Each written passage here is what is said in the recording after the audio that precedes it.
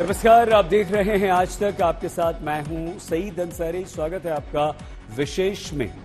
जोशीमठ धंस रहा है, ये प्रश्न इसलिए क्योंकि बद्रीनाथ धाम से केवल 50 किलोमीटर दूर जोशीमठ में एक बड़े इलाके में लोगों के घरों, दीवारों, सड़कों पर बड़ी बड़ी दरारें पड़ रही हैं। पहाड़ के रास्ते लगातार कीचड़ निकल रहा है। लोगों के घरों पर संकट आया तो कई परिवारों को पलायन के लिए मजबूर होना पड़ा। सरकार और प्रशासन लगातार इन पर दृष्टि बनाए हुए है, लेकिन प्रश्न ये कि सरकार के पास समाधान क्या है।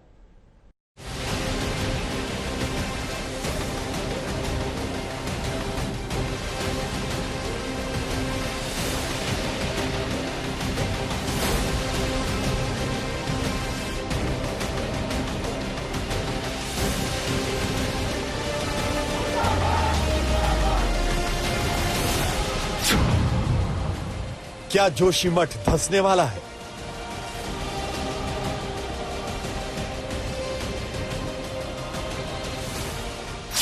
लोगों पर आई पहाड़ तोड़ मुसीबत।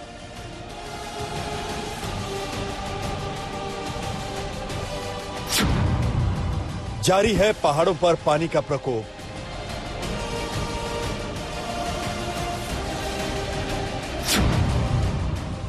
घरों में दरारें बढ़ रही हैं।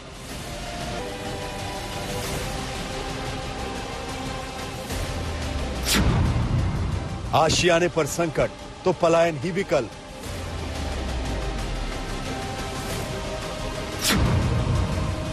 कुदरत की मार या पहाड़ पर विकास का साइड इफेक्ट।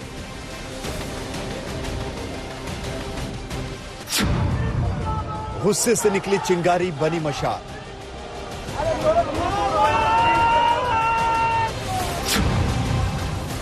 एनटीपीसी जल विद्युत परियोजना का विरोध। लगातार लैंडस्लाइड से कई रास्ते बंद। मनोहर बाग का इलाका जो है कि यहाँ पे भू धसाव की घटना बढ़ती जा रही है और लोग दहशत में हैं। फिर से बड़ा भू धसाव देखने को मिल रहा है। यहाँ पे देख सकते हैं ये बद्रीनाथ राष्ट्रीय राजमार्ग 58 है, जो कल रात अचानक से यहाँ पे पूरी तरह से धंस चुका है। एशिया की सबसे लंबी रोपवे बंद।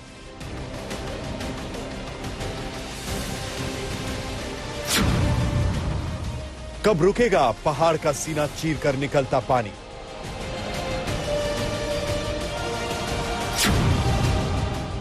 दीवारें कब तक उगलेंगी कीचड़?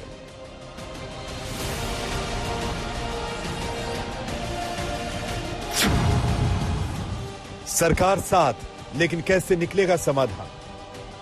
अभी हमने इसके लिए एक समीक्षा बैठक भी कर ली है। आपदा प्रबंधन विभाग को पूरी तरह से अलर्ट कर दिया है, जिलाधिकारी को। मुश्किल में जान, पहाड़ पर त्राहिमाम।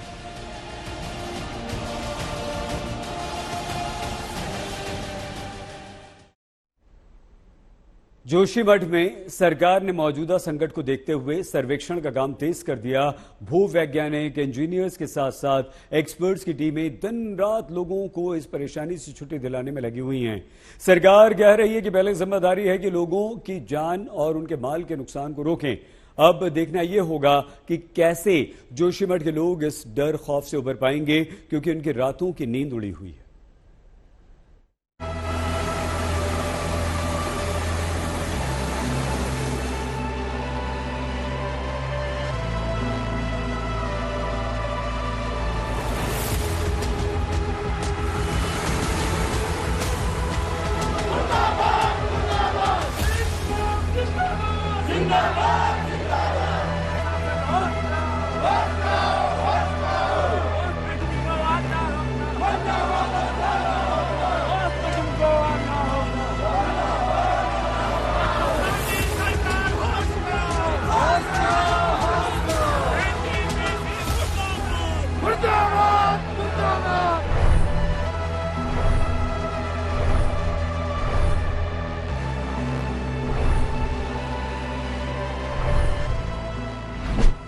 जोशीमठ के कई इलाकों में लैंडस्लाइड, धंसती जमीन, दरकती दीवारों के कारण से लोग दहशत में जीने को मजबूर हैं।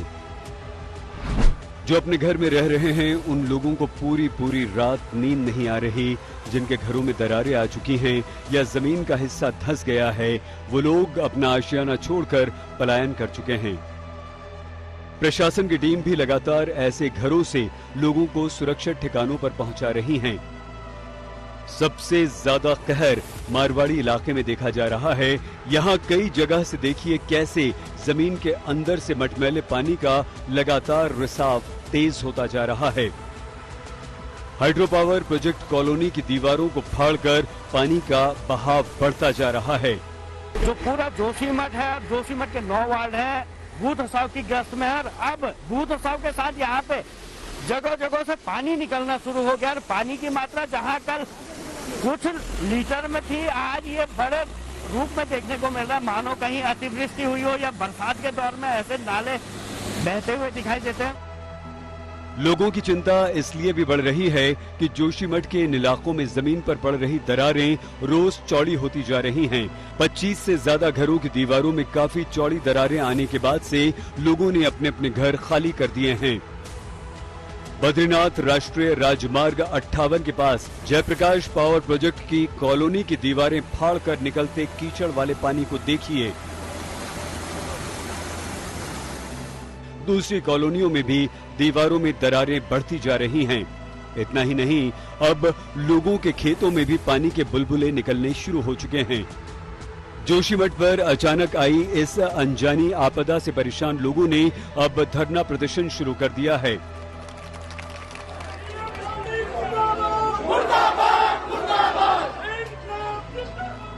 इससे पहले रात में जोशीमठ में मशाल जुलूस निकालकर लोगों ने सरकार के प्रति अपनी नाराजगी व्यक्त की।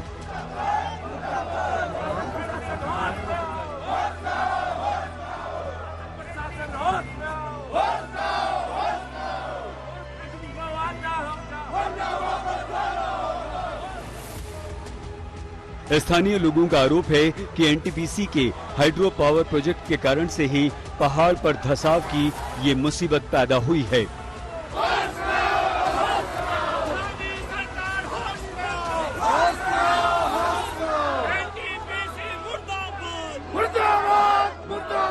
इसको प्राकृतिक आपदा कहा जाए या किसी उसके झीड़ कछाड़ की वजह से ये चीजें हो रही है। हम लोग कई दिनों से इसको देख रहे हैं, लेकिन प्रशासन इसको देखते हुए भी नजरअंदाज कर रहा है। इस बीच जोशीमठ में जेपी कॉलोनी से करीब 35 मकानों को खाली करा लिया गया और जिन मकानों में चौड़ी दरारें आ चुकी हैं, उन मकानों में से अब तक 77 परिवार हटाए जा चुके हैं। इतना ही नहीं, इस इलाके के पोस्ट ऑफिस की दीवारों में भी दरारें आ गईं, उसे भी शिफ्ट कर दिया गया है। हमारे ऑफिस के ही सीधा सामने है ये नाला निकला हुआ है, वो जो कल 11 और 12 बजे के बीच में है। यहाँ पे विस्फोटक रूप में बाहर निकला। हमारा ऑफिस ठीक उसी के ऊपर से है, लेकिन वो अभी कार्यालय चलाने हेतु सुरक्षित नहीं है, इसलिए हमें इसको उप डाकघर जोशीमठ में अस्थायी रूप में शिफ्ट करना पड़ रहा है।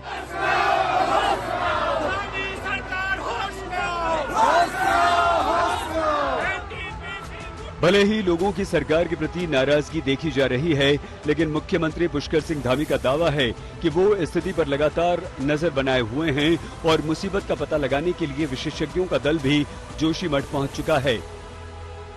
लगातार जोशीमठ का जो सर्वेक्षण का कार्य है वो पिछले दिनों चला है और जो भी सर्वेक्षण की रिपोर्ट आई है उसके आधार पर हम आगे काम कर रहे हैं। अभी हमने इसके लिए एक समीक्षा बैठक भी कर ली है। जोशीमठ पर पैदा हुआ संकट मामूली बिल्कुल नहीं है। भूगर्भीय रूप से ये शहर काफी संवेदनशील है और सिस्मिक जोन 5 के अंदर आता है। इस शहर में हो रहे धंसाव की आशंका पहले से ही पैदा हो गई थी और सरकार की विशेषज्ञों की टीमों ने एक रिपोर्ट भी तैयार कर ली थी। उस रिपोर्ट में कहा गया था कि जोशीमठ में बेतरतीब निर्माण, पानी का रिसाव, ऊपरी मिट्टी का कटाव और दूसरे कई कारणों से जल धाराओं के प्राकृतिक प्रवाह में रुकावट पैदा हुई है। भूगर्भीय रूप से संवेदनशील ये शहर पूर्व पश्चिम में चलने वाली रिज पर मौजूद है। शहर के ठीक नीचे विष्णुप्रयाग के दक्षिण पश्चिम में धौलीगंगा और अलकनंदा नदियों का संगम है। ऐसे में नदी से होने वाला कटाव भी इस भू धसाव के लिए जिम्मेदार है। इससे पहले विशेषज्ञों ने 16 से 20 अगस्त 2022 के बीच जोशीमठ का दौरा कर अपनी पहली रिपोर्ट सरकार को सौंपी थी, जिसमें कहा गया था कि इस इलाके में सुरक्षा कार्य करने के लिए बड़े पैमाने पर लोगों को दूसरी जगह विस्थापित करना होगा। सरकार इस विकल्प पर अब विचार कर रही है। कमल नयन सिलोड़ी, जोशीमठ, आज तक। जोशीमठ में एशिया का सबसे लंबा रोपवे है, जिसका लुत्फ उठाने दूर दूर से पर्यटक आते हैं।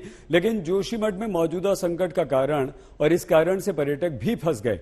स्थानीय लोगों ने हाईवे जाम करके सरकार के विरुद्ध जमकर नारेबाजी की, लेकिन मामले की गंभीरता को देखते हुए प्रधानमंत्री कार्यालय भी जोशीमठ पर अपनी नजर बनाए हुए।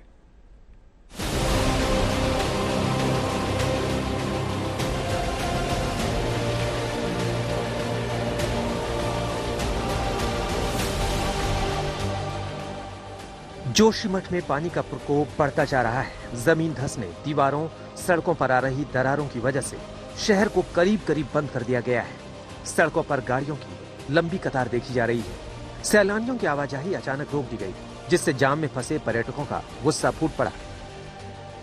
एक्चुअली कल उन्होंने अनाउंसमेंट भी करी कि सुबह निकलना है, जल्दी कल ड्यूटी पे जाना है उन्हें। आप बताइए, मैं बहुत परेशानी में यहाँ। जोशीमठ में एशिया की सबसे लंबी रोपवे मौजूद है, जिसे लेकर सैलानियों में काफी क्रेज रहता है। लेकिन मौजूदा हालात को देखते हुए प्रशासन ने रोपवे सेवा बंद कर दी है। उसके पीछे की वजह है कि रोपवे के टावर नंबर 1 के पास जमीन धंस गई है। जोशीमठ में भू धसाव का काफी चल रहा है। हर जगह जोशीमठ में जगह जगह में भू धसाव हो रहा है, तो उसके कारण रोपवे के टावर नंबर 1 के नीचे वाली जो भूमि है उसमें भू धसाव हुआ है, जिससे कि रोपवे के टावर 1 नंबर को खतरा बना हुआ है। इस बीच स्थानीय लोगों की नाराजगी देखने को मिली। लोगों ने बद्रीनाथ ऋषिकेश राष्ट्रीय राजमार्ग पर चक्का जाम कर विरोध जताया। इस विरोध प्रदर्शन में टैक्सी यूनियन और व्यापार सभा का भी समर्थन मिला। जोशीमठ में लगातार बढ़ते भू धसाव के चलते अब जनता आक्रोशित हो गई है। जहां कल रात को मसाल जुलूस, आज ऋषिकेश बद्रीनाथ राष्ट्रीय राजमार्ग 58 को पूरी तरह से जाम कर दिया है। यहाँ पे आग जला दी गई है और लोग बड़ी संख्या में आज पूरा जोशीमठ बंद करने के बाद इस तरफ देख सकते हैं पर्यटकों की गाड़ियां फंसी हुई हैं और इधर ऋषिकेश देहरादून की तरफ जाने वाली गाड़ियां हैं, तो उस तरफ जोशीमठ की तरफ और औली की तरफ आने वाली गाड़ियां भी यहाँ पे फंसी हुई है। स्थानीय लोग जोशीमठ में आई मुसीबत के पीछे सरकार और प्रशासन की लापरवाही मान रहे हैं। 5-7 दिनों से ज्यादा ही भू धसाव की स्थिति देखने में आई है और अभी परसों ही खबर मिली है कि मारवाड़ी में पानी जो इस जोशीमठ के नीचे धसाव की स्थिति को उत्पन्न कर रहा था, वो पानी निकल चुका है। तो अब स्थिति और गंभीर होती जा रही है। लोगों के घरों में दरारें बढ़ने के और बढ़ रही है और लोग प्रभावित होकर आश्रय के लिए इधर उधर भटक रहे हैं। स्थानीय लोगों के मुताबिक सरकार अगर पहले सुन लेती तो आज हालात बेकाबू नहीं होते। 3 सर्वे यहाँ हो चुके हैं। उसके बाद से स्वतंत्र वैज्ञानिकों की कमेटी आकर के सर्वे करके चली गई है। हम जाकर के आपदा प्रबंधन सचिव से मिले हैं अगस्त के महीने में। उसके बाद अभी जब बिल्कुल सुनवाई नहीं हुई, हम यहाँ से चल करके देहरादून गए हैं मुख्यमंत्री के पास। मुख्यमंत्री सुनने को तैयार नहीं है। जब प्रशासन की टीम जाम खुलवाने आई तो प्रदर्शन कर रहे लोगों से उनकी नोकझोंक भी हुई। उत्तराखंड में पवित्र बद्रीनाथ धाम से जोशीमठ की दूरी सिर्फ 50 किलोमीटर है, जिससे प्रशासन और सरकार और अलर्ट है। अब तक इस शहर के 570 मकानों में दरारें आ चुकी हैं। 100 से ज्यादा घरों में हालात खतरनाक हो चुके हैं। 3000 से ज्यादा लोगों की रिहाइश पर खतरा पैदा हो गया है। 2022 में सबसे बुरा दौर देखने के बाद देश का एडटेक सेक्टर 2023 में बाउंस बैक करने के लिए तैयार है। इस साल नई तकनीक, नए टूल्स के सहारे एजुकेशन के क्षेत्र में अपनी विशेषज्ञता सिद्ध करने के लिए भी तैयार है। इसके साथ ही यह सेक्टर अब छटनी के फेज से भी बाहर निकलता हुआ दिख रहा है।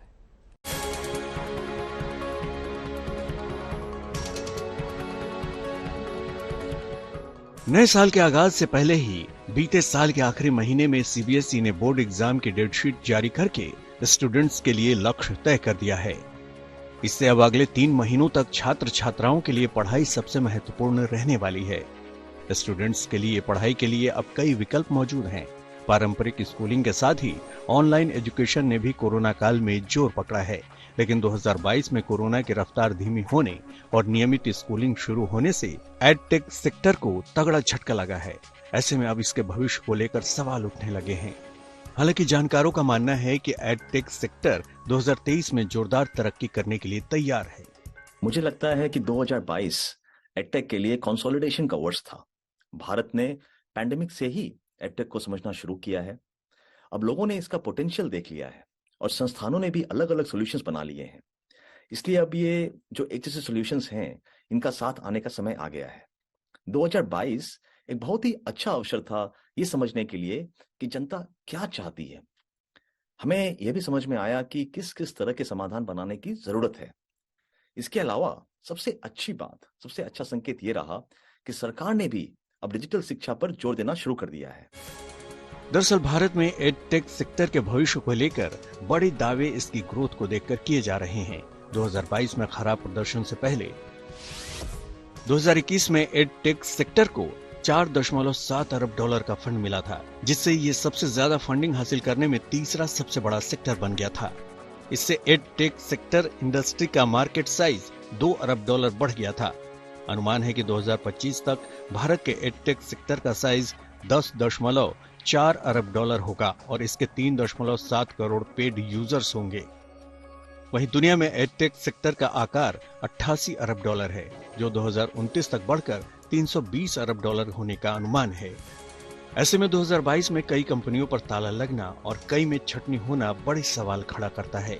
लेकिन जानकारों का मानना है कि किसी भी तेज शुरुआत के बाद सेक्टर में कंसोलिडेशन होता है और फिर इंडस्ट्री मैच्योर होती है। इसके बाद उसकी असली ग्रोथ होती है।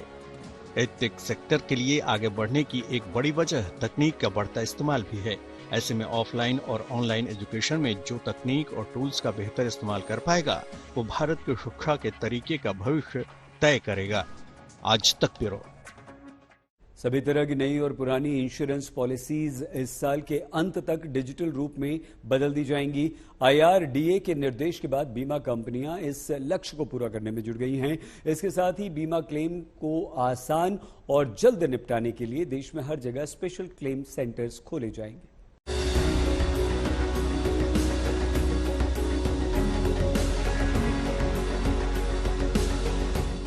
अक्सर आपने देखा होगा कि जैसे ही बीमा पॉलिसी मैच्योर होती है तो उसकी रकम को हासिल करने के लिए इंश्योरेंस लेते समय मिले डॉक्यूमेंट्स जैसे पॉलिसी नोट वगैरह को जमा करना होता है। इन कागजात के आधार पर ही बीमा कंपनी पॉलिसी की सत्यता की जांच करती है और पहचान पत्र जैसे जरूरी दूसरे दस्तावेज को चेक करके पॉलिसी की रकम ग्राहक के खाते में ट्रांसफर कर देती है। कई ग्राहक शुरुआत में मिले इन दस्तावेजों को संभाल कर नहीं रखते और फिर उन्हें नोटरी के पास जाकर हलफनामा बनवाकर जमा करना होता है। लेकिन 2023 में अब बीमा कंपनियां कुछ ऐसा करने जा रही हैं जिसके बाद पॉलिसी के इन डॉक्यूमेंट्स को संभालने की ना तो जरूरत होगी और ना ही इन्हें बीमा कंपनी से लेना होगा। यानी नए साल से इंश्योरेंस पॉलिसी खरीदना और उसे रखना बेहद आसान हो जाएगा।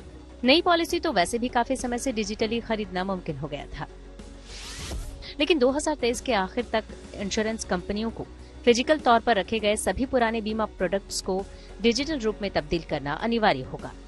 IRDA के दिशा निर्देशानुसार 2023 के खत्म होने तक सभी इंश्योरेंस प्रोडक्ट्स डिजिटल फॉर्म में कन्वर्ट कर दिए जाएंगे। बीमा क्लेम के निपटारे के लिए भी अब बड़ी पहल की जा रही है।